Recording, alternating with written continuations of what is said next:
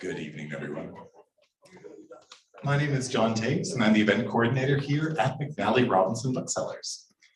Before we begin, I would like to acknowledge that McNally Robinson is located here in Treaty 1 territory. That's the traditional territory of the Anishinaabe, Cree, Oji-Cree, Dakota, and Dene peoples, and the homeland of the Métis Nation. In addition, McNally Robinson itself rests on the land once occupied by the Métis community of Roostertown. We are delighted to have you all here gathered both physically, in person, and virtually for all those watching on YouTube for the launch of For a Better World, the Winnipeg General Strike and the Workers' Revolt. We'd like to thank our good friends at the University of Manitoba Press for, of course, publishing this book and for making this evening a possibility. We're so thrilled to be moving ahead with this celebratory launch. Now, just a few quick housekeeping notes from me, and then I'll introduce tonight's actual host. There'll be a few presentations from the podium right here, and then after that, we'll move along to a Q&A period, which will take place at these stools here.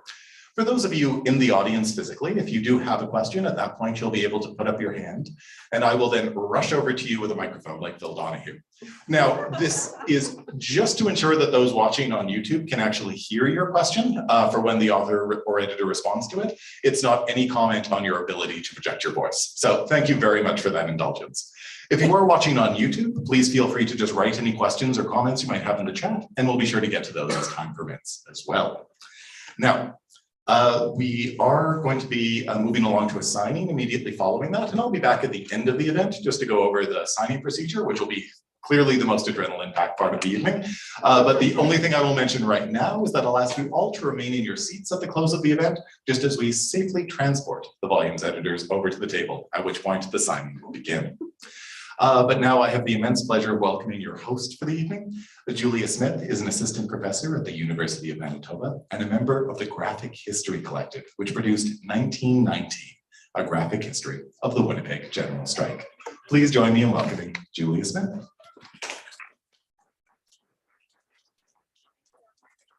Hello, everyone. As John said, my name is Julia Smith, and I teach in the Labor Studies program at the University of Manitoba. And I'm thrilled to be here with all of you tonight for the launch of this important book, For a Better World, the Winnipeg General Strike and the Workers' Revolt. I'd like to thank the book's editors, Rhonda, Jim, and Jim, for inviting me to host this event. And of course, thanks to all of you for joining in person and online.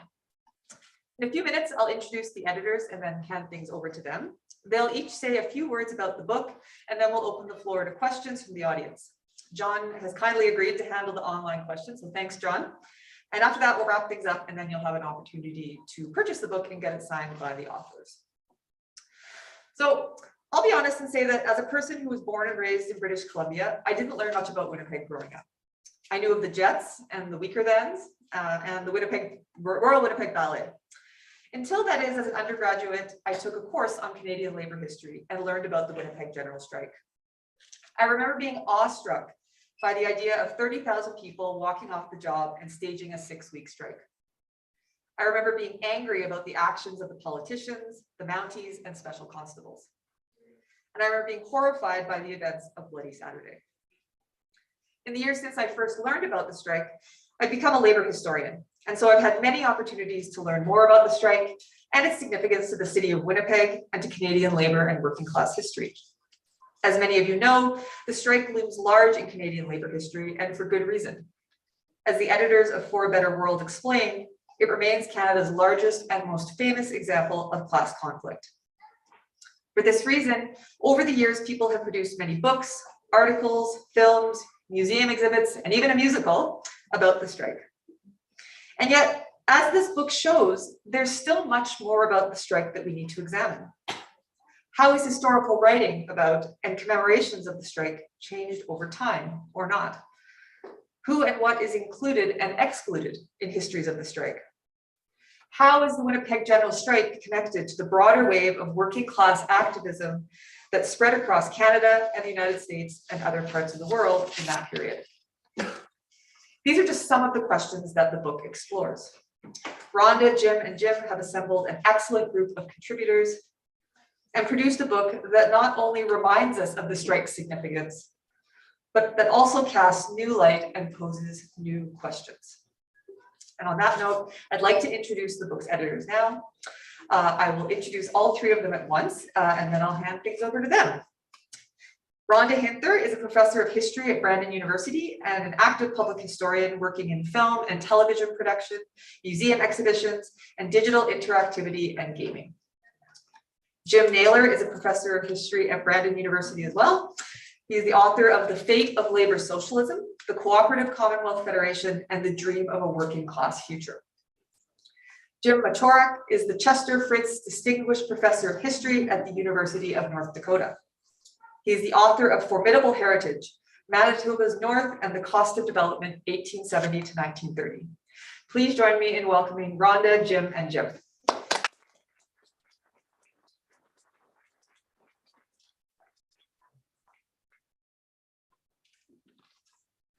So I get to go first, and it's my pleasure tonight to tell you a bit about the origins of this book. An edited volume is, by definition, a collective endeavor. This one is particularly so. The approach of the centenary of the 1919 Winnipeg General Strike created a wave of interest in commemorating the event in ways that both explored the past and spoke to the present. Historians were, of course, immediately on side, but the labor movement too was excited by the unique opportunity to explore their past and tell the story. As 2019 approached, labor and community projects proliferated in Winnipeg. And as writers, actors, curators, and others set to work, the city's working class past and present took on a new profound prominence. This book is self-consciously part of these events. Jim and I were among those who participated in helping organize a conference held in May of 2019 entitled Building a Better World, 1919 to 2019. The goal was to bring academic and public historians, trade unionists, and other activists, as well as the broader public, together to re-examine the workers' revolt of 1919 and its relevance to the present. We want to thank the other members of the organizing committee for their work in pulling off this monumental event, and it's so nice to see so many of you here tonight. Over the 3 years spent planning the event, the organizers discussed and debated how we could critically commemorate the past and tie it into modern day struggles. This book is a product of those debates and the themes of the conference that followed: the challenges of inadequate pay and precarious work, the struggle to overcome divisions within the working class, and the possibilities that arose when labor came together to imagine a better world. The conference itself, which featured presentations by historians and labor studies scholars, activists, artists, and poets, attracted well over 300 participants. While several of the chapters of this book originated with papers presented at the conference, the book's character was deeply influenced by the conference generally as well. We wish to thank all of those who spoke or attended. You brought insights about the past and the present to help us produce, we hope, a more insightful and inclusive book. The conference received considerable material support from a range of sources, which we also wish to thank. And you can find a full rundown of these in your copy of the book's acknowledgements, along with the names of a host of individuals who lent tremendous support to both the conference and this book's success. We're very grateful. Collectively, all the participants and supporters provided an outstanding intellectual and social arena and were instrumental in encouraging the research, discussion, and debate reflected in this volume. The commemorations and discussions of 1919 were infectious, and the 2019 ones were infectious as well. And we had little trouble attracting others to contribute to the book. I'll now turn things over to Jim Mochoruk to tell you more about this important project.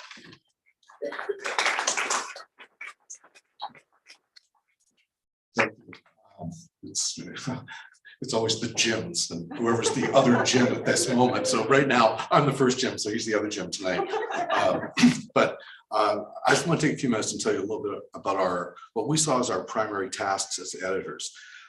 In addition to just bringing all the work together and actually doing a lot of the editorial work and suggesting different approaches, we also knew that we needed, as editors, to provide a meaningful context for the reader. In particular, we knew that we needed to conceptualize both the events of Winnipeg 1919 and their place in a larger labor revolt. A labor revolt that goes well into the post-war period. Key to this process was explaining Winnipeg's rapid rise as a beachhead of settler colonialism and industrialization in the years following the founding of the city. Beyond this, we felt that we really needed to at least briefly situate the largely working class, multi-ethnic population of overwhelmingly young immigrants that took root in Winnipeg before the Great War, and their complex, often oppositional relationship with those men and women of the emergent elite who thought it was their right to run the city. Of course, because this was a collection of quite specific essays, we felt that most non-specialist readers would benefit from a broad overview of the strike itself. Thus, we provided a basic narrative of the key events of the strike. And particularly, we highlighted, I think, the rapid growth of working class solidarity, despite some massive challenges and inconsistencies in the crucible of 1918-1919, a time when crisis was everywhere, but when the possibilities for change seemed almost boundless. But of course, we also wanted our readers to understand that as important as Winnipeg was as a site of conflict, it wasn't alone. Indeed, we stressed how the events in Winnipeg were part of a much larger set of challenges to the existing order all across Canada, the United States, the Americas, and Europe from 1917 until well into the early 1920s. We also wanted readers to understand that even as they delved into chapters that took them far and wide in terms of geography, that there were areas of commonality and overlapping themes that couldn't be avoided. And here I'm actually going to quote from the intro. Themes such as the unevenness and complexity of workers' radicalization, the legacy of older divisions of gender, ethnicity, race, indigeneity, oh my goodness, and skill, the relative power of rank and file, street level militancy, and the ability of capital in the state to remake themselves in the face of new challenges. This was a huge and consistent factor. But also thinking about future readers, but especially for the undergraduate and graduate students who might be reading For a Better World as their first and perhaps only exposure to this topic, we felt compelled to explain how the strike has been interpreted over the years, both in popular and scholarly terms. In this regard, we couldn't escape the single debate which most clearly dominated interpretations of the Winnipeg General Strike for over half a century. Was it a simple strike for traditional trade union demands, or was it something broader, perhaps even an incipient revolution? I'm sure that many of you in this room are familiar with this debate, but I'll confess that it was actually quite a bit of fun to go back to all the old sources, primary and secondary, popular and scholarly, and try and place them in context for a new generation of readers. We also felt that it was incredibly important to note that despite the positive attitude that most scholars and popular commentators have displayed towards the strikers over the years, it's also the case that the Citizens Committee of 1000 and their spiritual and political descendants in Winnipeg managed to suppress popular acknowledgement and any sort of commemoration of this signal event in Winnipeg and Canadian labor history for that same 50-year period. In the book, we actually comment that they were as effective as suppressing commemoration as they were at suppressing the strike itself. Now, naturally enough, much attention in this chapter was paid to what might best be referred to as the Masters, McNaught, Berkeson interpretation of the strike. But this was also coupled with a recapitulation of the challenges that began to arise to this interpretation and to its related trope of Western exceptionalism in the mid to late 1970s. This was really the launching pad for our examination of trends that broadened out the study of the Winnipeg General Strike and placed it in the context of the broader Canadian labor revolt first of all, in the 1980s and 90s and well beyond that. What we sought to do is to demonstrate how the historiography has reflected a whole series of important developments in the discipline. A new focus upon ethnicity and race, upon gender, upon the significance and use of language, upon street level actions, upon the exclusion and even erasure of Indigenous peoples from labor history and other major narratives. And the list goes on and on. Not surprisingly, Yeah, I don't want to shock anyone here, spoiler alert. We concluded there's still a lot of work to be done. And in particular, we feel that a lot more work has to be done, particularly in the roles of women, Indigenous people, and other peoples of color. But we are happy to say that starts have been made in all these regards, and we're pleased to say that many of these starts are reflected in For a Better World. Now I turn it over to the other Jim.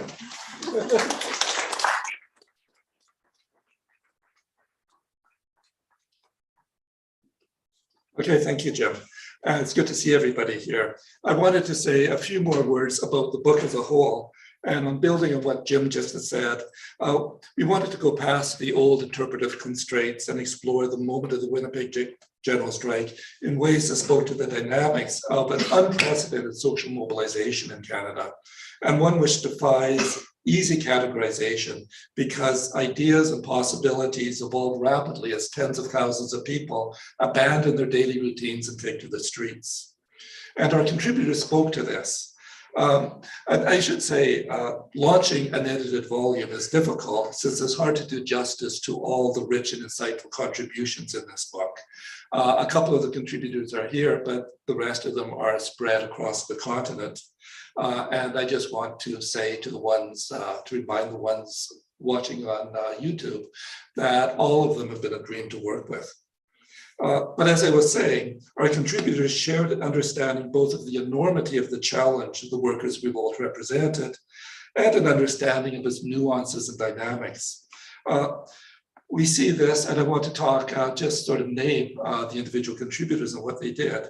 We see this nuanced approach in the finely honed study by David Thompson of the range of ideas of pro-strike returned soldiers from the First World War.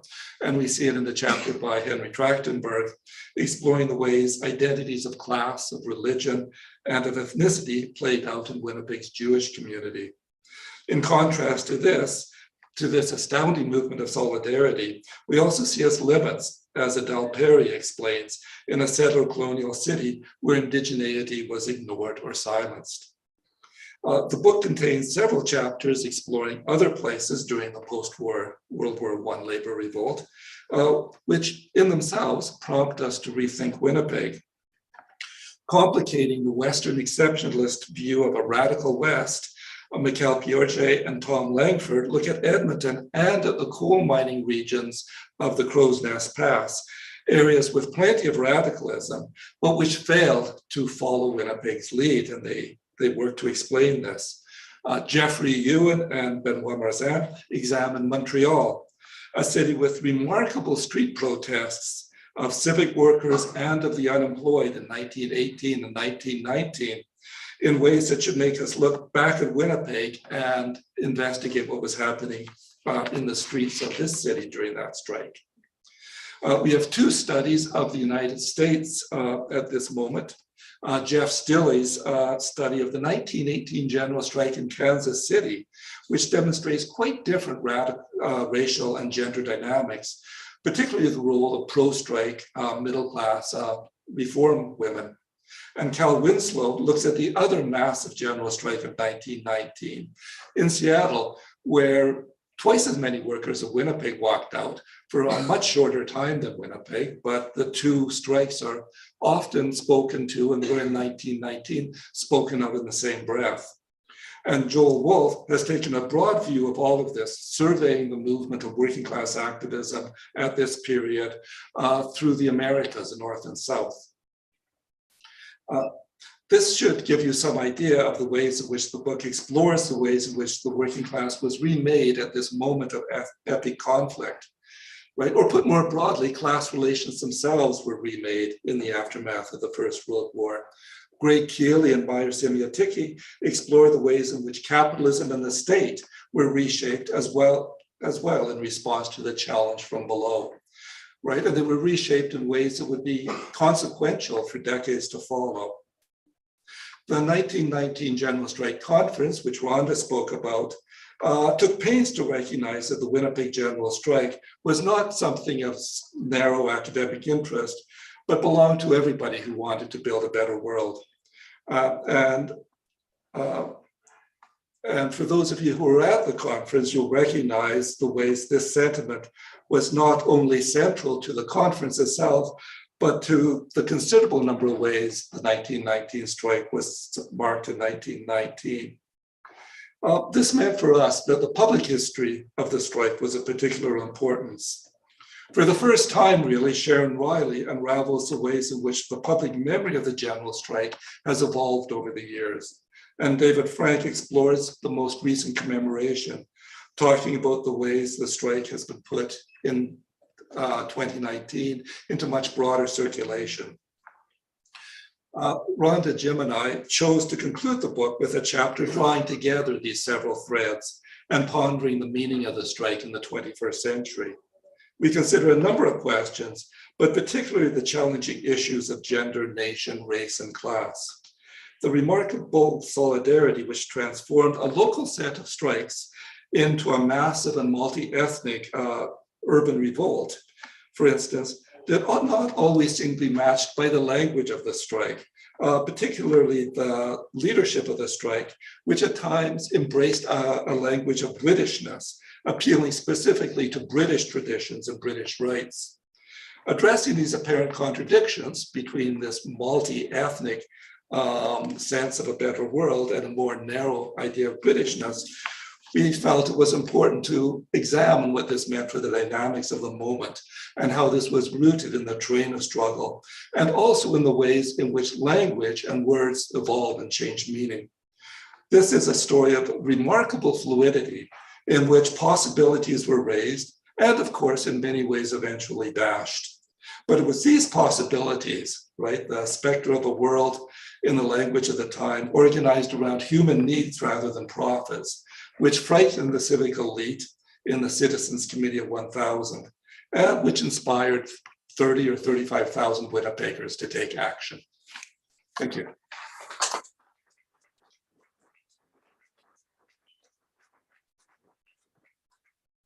Thanks so much, Rhonda, Jim, and Jim, for those comments. Great way to start things off. So now, folks, we have quite a good time for questions and discussion. So looking forward to a great conversation here. So I'll open the floor to questions from folks here or people joining us online. As I said earlier, John will come to you. If you do have a question, just raise your hand and he will come over with his microphone so that the folks following online can hear your question. So don't be shy, feel free. Raise your hand. I might take host prerogative and ask a question if that's okay.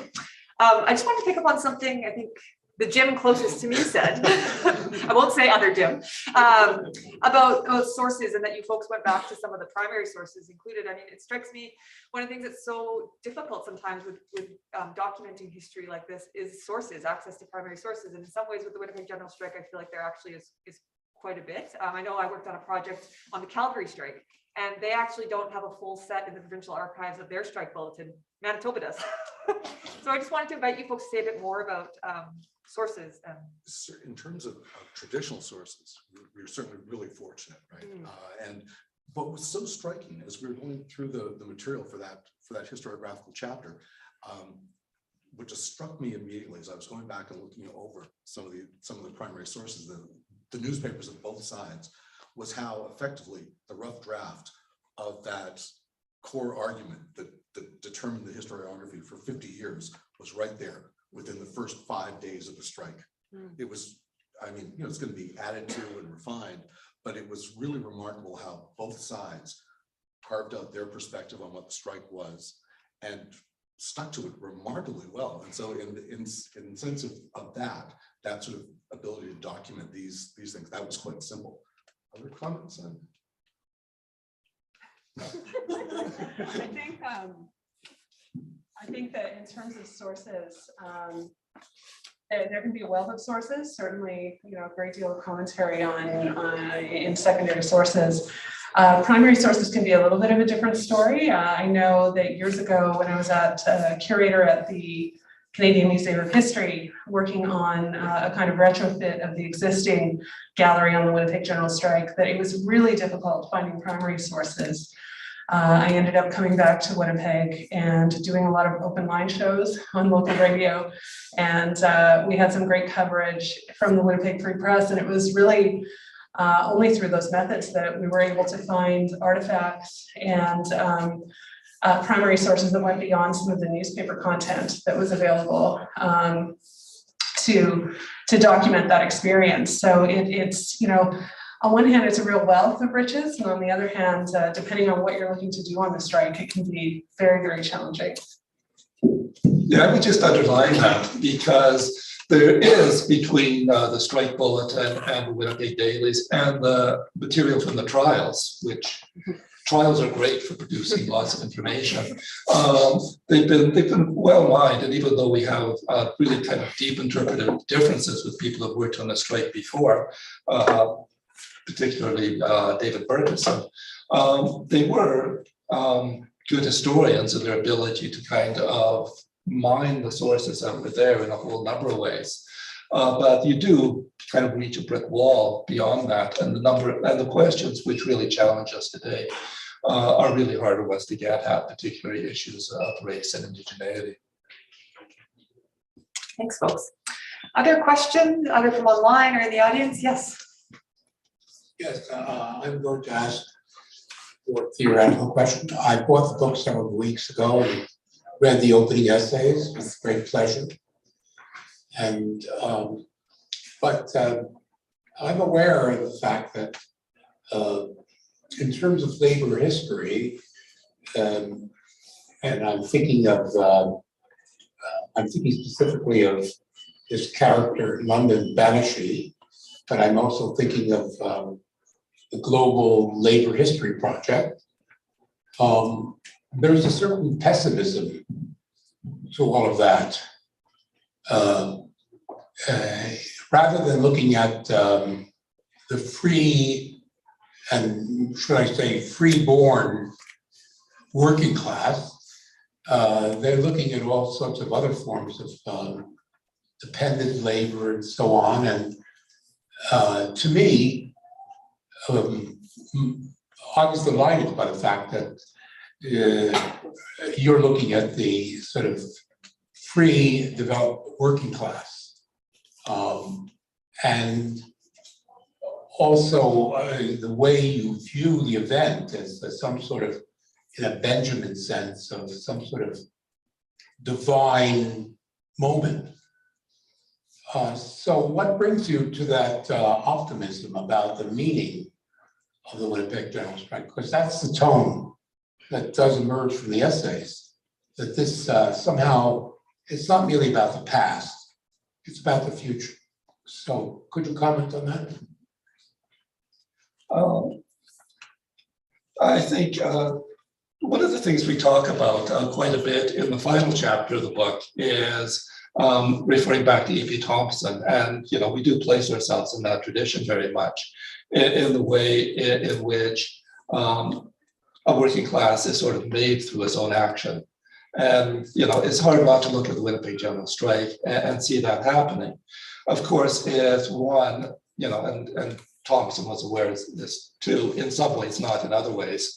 It is rooted in a past, right? And that we do see the way in which various communities kind of drew upon their past and created an image of a possibility of change and came together. And it was obviously too a kind of moment which is difficult to replicate in ways that I think you're speaking of, because of the character of the working class at that particular time, right, which doesn't kind of exist in the same way anymore.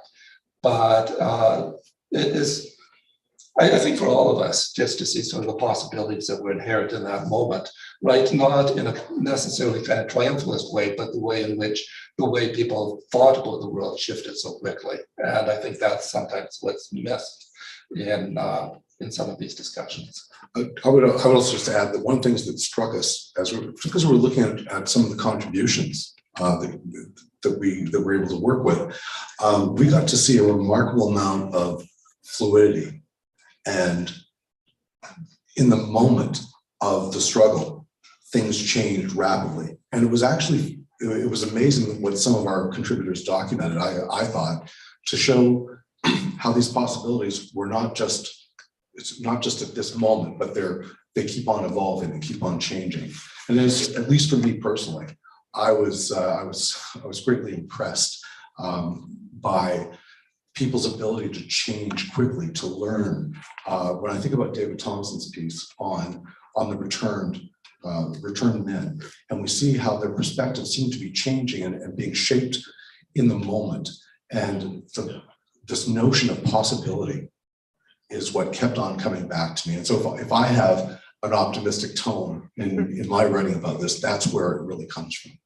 So it's not a very theoretical answer, but that's certainly what inspired me as I was doing some of this writing. Rhonda, did you want to add anything or? I think part of the optimism comes from, and this is not to step away from being objective as historians, but it's such a remarkable event that so many people walked out, so many people who had everything to lose, and in some cases very little to lose because they had very little, that they would stand up in this way and get involved. And I think it's one of those moments that certainly labor activists today like to look back on because it was so amazing in so many ways in that respect. So remarkable. It's hard not to perhaps seem somewhat celebratory in tone when writing about the strike, given how significant it was for so many people. Thanks, folks. Any other questions from the audience? Hi. So you reviewed a lot of the situation in Winnipeg, obviously, but the situation you mentioned in Kansas City, Seattle, and other areas, and the trials and tribulations of the working class. And I'm wondering if you've given any thought and have any comments on the relation to what's happening today, the trend among the working class to split. The working class going and supporting right-wing politicians and governments, particularly in the United States, but also in Italy, in France, and the rejection of the Corbyn solution in the UK 2 or 3 years ago in the elections there. It's a massive rejection. And I'm wondering if you have any thoughts or comments on relating to why the working class is doing that today when many of the issues are similar to what happened 100 years ago, where a lot of people are struggling to survive every day and trying to deal with raising families and having a decent standard of living. I can speak to that a little bit. Like, obviously, we could sit forever and try to pull this apart. But it is, one of the issues is just a question of sort of victories and defeat, right? It has been a difficult, long haul since the 1980s, right, for workers' movements and so on.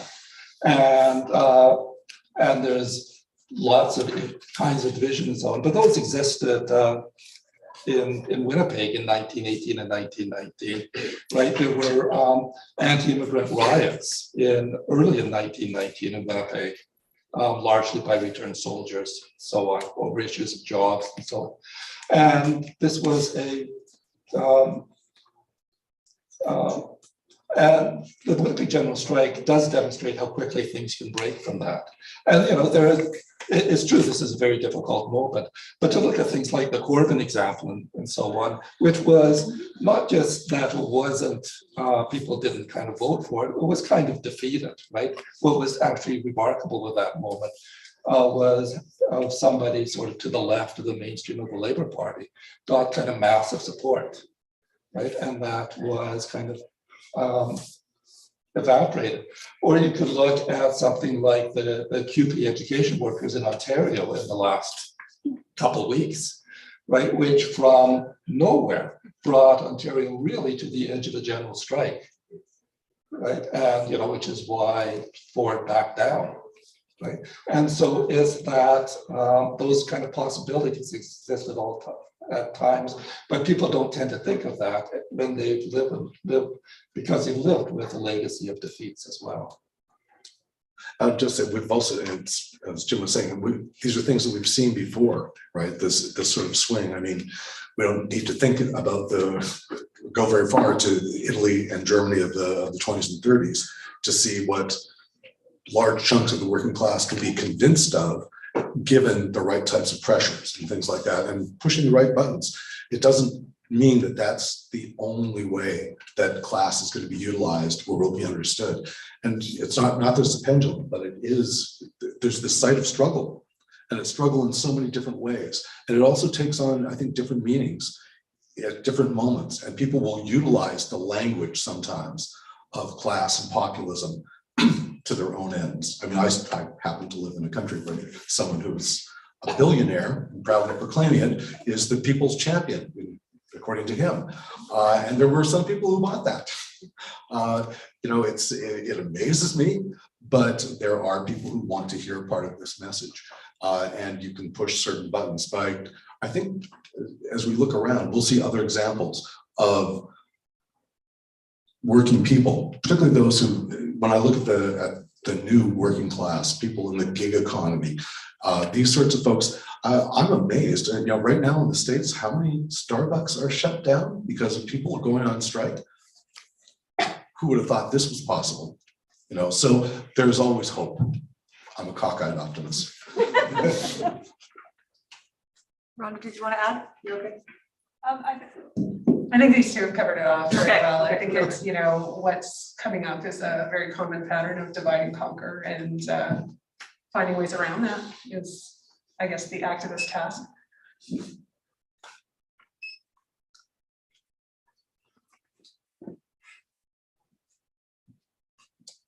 I sometimes get asked questions about the role of Franco-Manitobans and the French community and Saint-Boniface in the strike. I'm just curious, in your research on the book, if anything came out specifically about Francophone participation. Thank you. I would have to say virtually nothing. One of the great problems is, and this is the areas that are excluded in terms of the scholarship that people have not been doing the work on. I mean, there is a little bit, okay, but when you look at the involvement of the Métis, we know that the Métis were an important part of working class Winnipeg, but there is just so little that has been done in that, to say nothing of other Indigenous peoples. I mean, it's remarkable how little work has been done, and we're only now beginning to see the beginnings of it, and that's an area where there's so much more work that has to be done. And there's always these little bits and pieces, clues that people will find in different areas, but then they don't seem to morph into a larger analysis. So that's. Yeah, that would be a great doctoral dissertation, if anyone's still doing PhDs. Well, exactly. One of the research problem with the strike, of course, is sort of finding these people. One of the issues of the strike is that people who had voices were Anglos, right? And that speaks to not just Francophones, but to Indigenous people, although in a curious way, not entirely to Eastern European communities, because they had a voice. And I think one of the things that we try to explore is the fact that they had a voice because they were organized, they were politicized. They came to Winnipeg, you know, often kind of veterans of fights against landlords and the Tsar and the fights against anti-Semitism and so on. And they had that history, and they had their organizations. And, you know, and that was actually one of the problems too of investigating indigeneity, because this was really a difficult moment for Indigenous people. And we thought, because we do know that there were a lot of Métis workers in Winnipeg because of the study of Roostertown, there might be, but there's no kind of organizational way to get through that, right? It was an attempt to build a Métis organization, but it was of the Métis elite, right, that wanted to demonstrate their loyalty and their religious faith. And so on. And so the voices of the sort of subaltern are hard to find. Next question. Are there any from online, John, that you want They've been quiet. to? Okay, we'll open it up to people online. Feel free to drop your questions into the chat. Questions? Oh.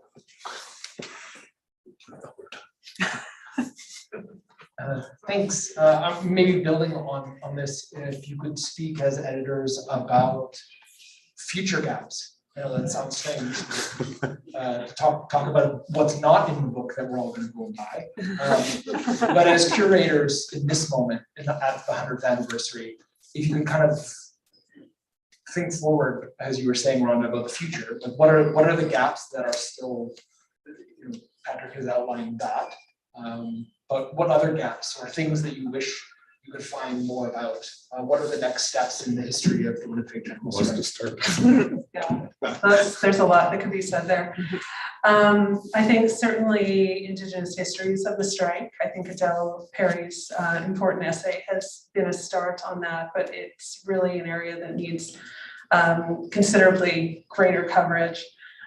We still don't know very much about women's involvement in the strike. There are a couple of great essays or other works that allude to those experiences, but we really don't know much.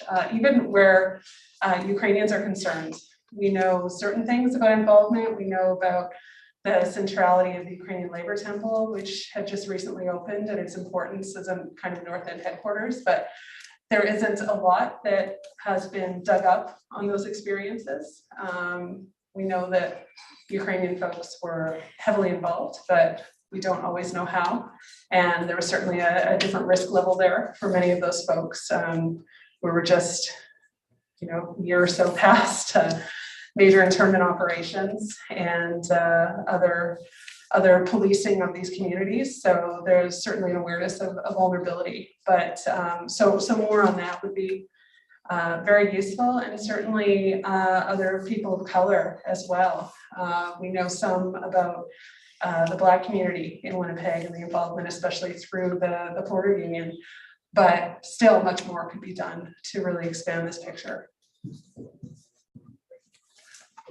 The only thing that I would add is that the gaps are so huge in terms of parts of the population. I mean, just to go back to Rhonda's point, even though both of us do a fair amount of Ukrainian history, and we can tell you where Matthew Popovich was at any given moment during this, and we can run these folks down for you. But we also though don't have a lot of information on what other members of the Ukrainian Social Democratic Party were, the rank and file, or even those who just were supporters. One of the things that started to open up for us through some of our contributors was, and also going back to an excellent master's thesis by Eric Angel about the way in which there was probably some violence on the part of strikers. We always talk about the strikers being so quiescent, right? And always just be quiet, don't cause trouble. But it looks like in several of the neighborhoods, we know that there were actions in Weston, for example, where people were enforcing the strike and enforcing that people didn't go out and work or break it. And so I think there's so much more of that still can be dug out. And some of that's going to be contained within memories of the ethnic community or some places where we haven't gotten to yet. So once again, yet another place that I think we need more work. And I think Chad Reimer's stuff that was about language, I think that we actually need to dissect the language of the strikers far more carefully, even though we've already been doing. I would just like to add the other thing that I think that I'm interested is simply what this all means for the history of Winnipeg and for the kind of construction of communities and politicized communities in the city. People often talk about the ways in which the General Strike created sort of modern Winnipeg and its kind of geographical character, which obviously predated the strike too, but that's, I think, an important discussion. And we are going to, not just on that, I just wanted to say we're going to organize another event in May. Mayworks, because we don't know what to do next. We're bored. We want everybody to come and help figure this out.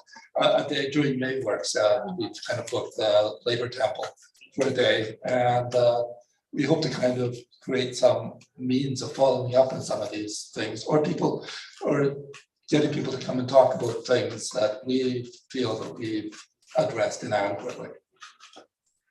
Just to add, I think it's really interesting that conversation. You know, sometimes I think people think of labor history as passé or it's over, you know, we moved on to other conversations. But I think one of the things this book shows is how even with something that we think of like the Winnipeg General Strike, which is something, okay, we all know that story. What else is there to say? I mean, what you've shown in this book is there's so much more to say, right? I mean, even with all the chapters you have in this, and you cover a lot of ground, it's really impressive.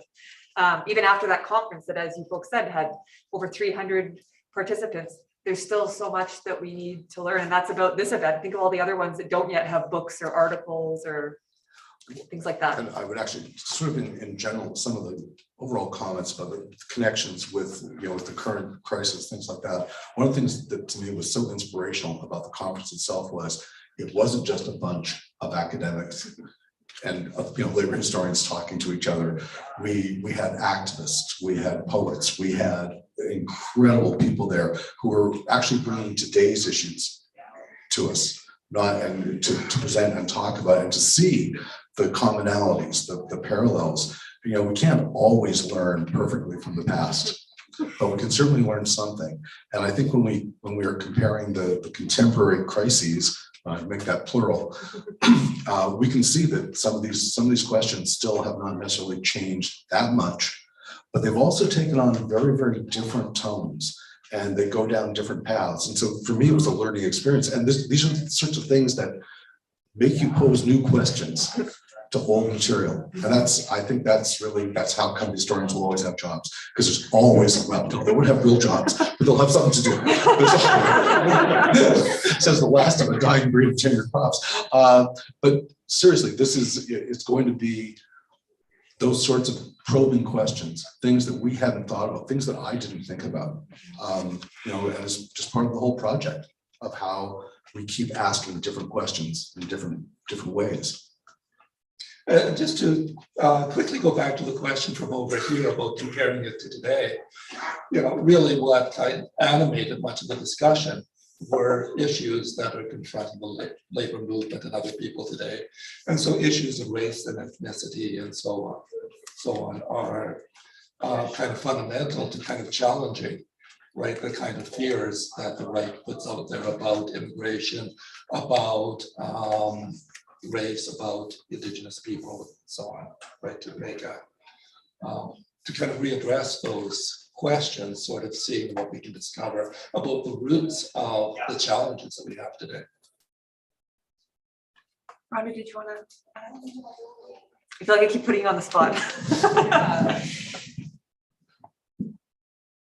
No, I'm thinking about a lot of things. There could be another one. Other questions? You've got time for a couple more. Yes. I'm curious about how something goes from an event that was so monumental but suppressed for so long to a time when sort of the upper class is willing to, you know, go and watch a musical about it. To put it bluntly. And I'm also thinking, you know, someone like Viola Desmond. And now there's a Viola Desmond Theatre. You know, she's on our $10 bill for those of us in Canada who use paper currency.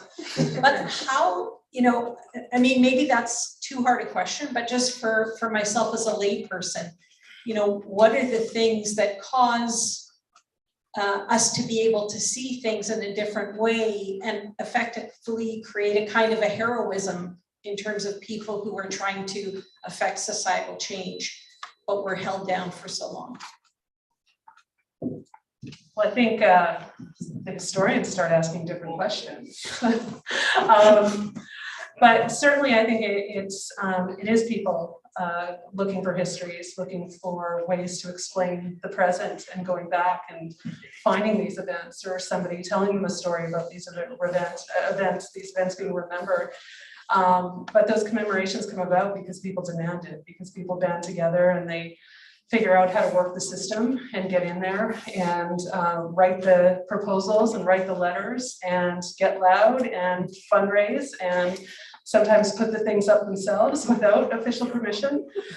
It was very funny when I was doing the research for the Union Hall exhibit at the Canadian Museum of History and going on these open line shows and talking to people, and it was almost universal. That you would think that everyone had been behind the strike, for folks that were phoning in and folks that were talking about it. And, you know, even from, you know, talking to some very wealthy people who had objects to, you know, more rank and file folks, people who came out of working class backgrounds like I did. My grandfather was a participant in the strike. Everyone seemed to kind of be behind this in one way or another. So it's hard to believe there was any opposition if you were looking at the folks I was talking to, which of course wasn't a representative sample, but it was certainly, you know, a fairly broad one, and it was quite curious. But it does come down to asking different questions, movements asserting themselves and demanding that there be these kinds of acknowledgements. And I think looking for inspiration in current struggles and finding events like the strike or finding individuals like Viola Desmond and other folks. I know I used to work at the Human Rights Museum, and I had the honor of talking to Viola Desmond's sister, who recently passed away. And she was the driving force, Wanda Robson, behind a lot of that, just pushing that her sister, her experiences be remembered, that, you know, she not be looked at as, you know, someone who had been criminalized, but somebody who was standing up for something really important. And then none of, I think that would have come about without her insistence and without the support that she amassed for that. So I think it really is getting up there and getting out and making sure these things get recognized. I would also, one thing I would add, I agree with everything Rhonda said, but it's also the case that at a certain point it becomes safer. And so it can become part of mainstream, and it becomes part of the Winnipeg story, right? It's like, you know, getting Jeannie's cake. No, seriously, and I don't mean that in a terrible way, but it is safer when it's so far removed, or it seems so far removed. But I think that's why part of our job was to remind people that this was an important movement. As Jerry Friesen once pointed out, and I believe I quoted him,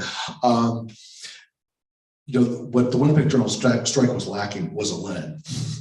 Who knows? It could have been more, even more dramatic. And when things are far enough away, it's safe for us to go out and celebrate them. But I don't want to dismiss any of the things that Rhonda said, because it's also the case that I think one of the big things that led to this new set of questions that we're bringing this sort of thing to the forefront was the simple fact that the type of people who started going to universities and becoming trained as historians were not like those who had been doing all the work up till then, right? They weren't all male, but it's still a lot, but they also weren't all white, and they weren't all middle and upper middle class. They didn't come from Anglo backgrounds. You know, the fluorescence of ethnic history, gee, did they have names that were more like mine?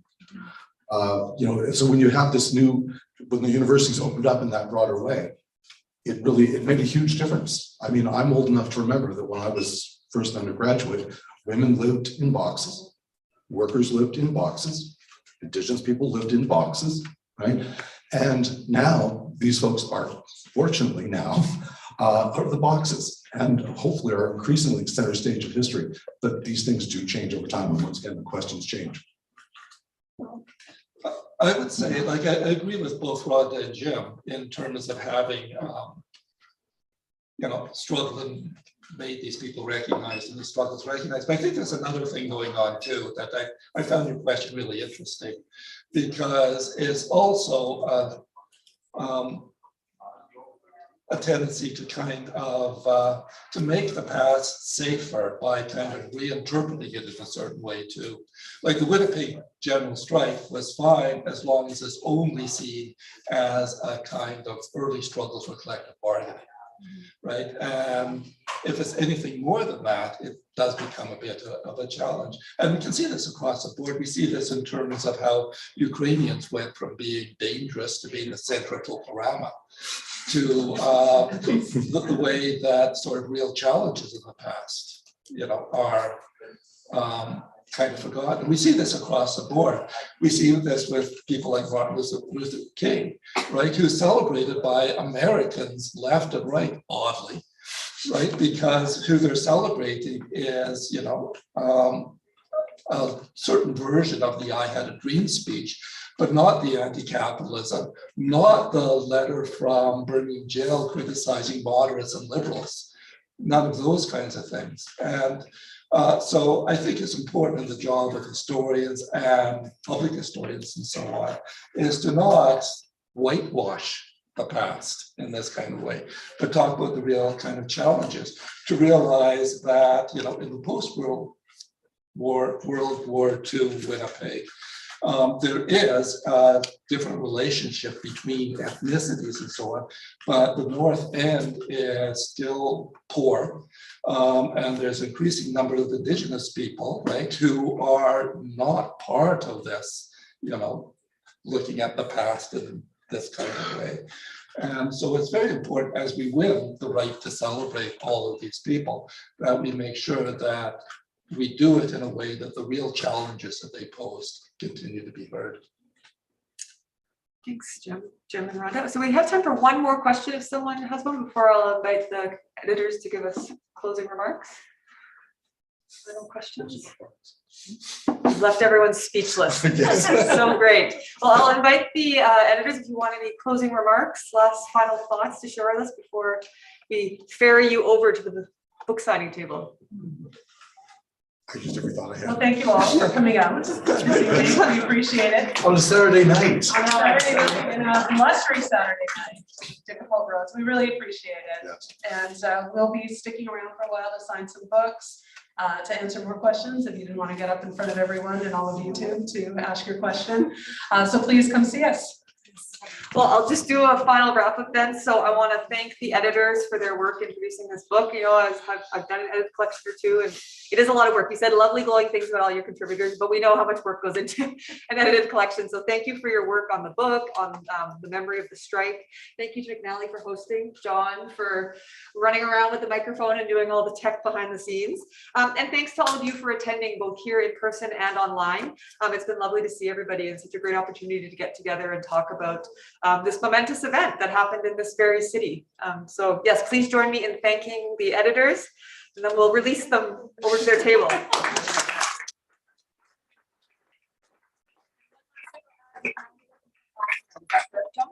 Yes, indeed. And just when it comes to procedure for the signing. Oh, yes. So we do have copies of the book available for sale at the central cash desk. We also do have copies available at the signing table. Feel free to have a copy signed before you pay for it. Please pay for the book. We're so grateful to the University of Manitoba Press and to all of the contributors. Thank you so very much. And I would single out Julia Smith as well for her hosting. So, Get over there, right, everyone? I feel like the flight is heading out. Can everyone please remain